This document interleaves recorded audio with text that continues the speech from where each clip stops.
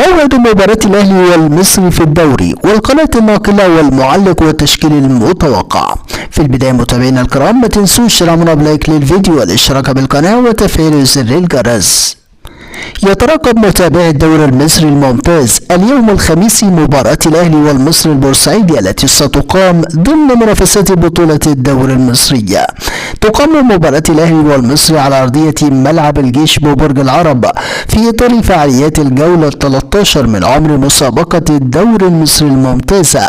يخوض الأهلي مواجهة اليوم وفي صدارة ترتيب الدوري برصيد 30 نقطة، جمعها من الفوز في 9 مباريات والتعادل في 3 مواجهات دون أي هزائم، بينما يتواجد فريق المصري في المركز الثامن بجدول ترتيب الدوري المصري ولديه 17 نقطة، جمعها من الفوز في 4 لقاءات والتعادل في 5 مباريات وتعرض ل3 هزائم.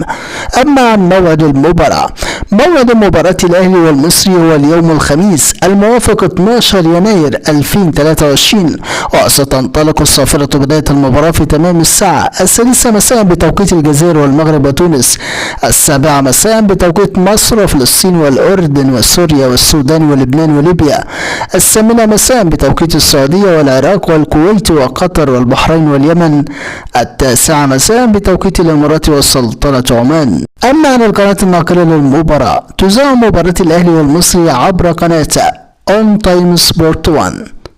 أما عن معلق المباراة، سيتولى مهمة التعليق على أحداث المباراة المعلق المصري الشهير أيمن الكاشف.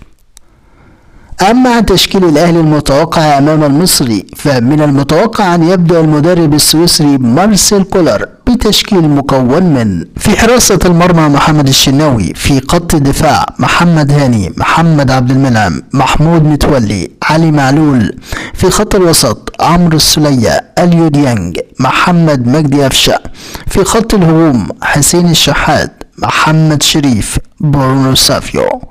متابعينا الكرام، نحن في انتظار نتيجة توقعاتكم عن المباراة في التعليقات، ولا تنسوا الاعجاب بالفيديو والاشتراك بالقناة.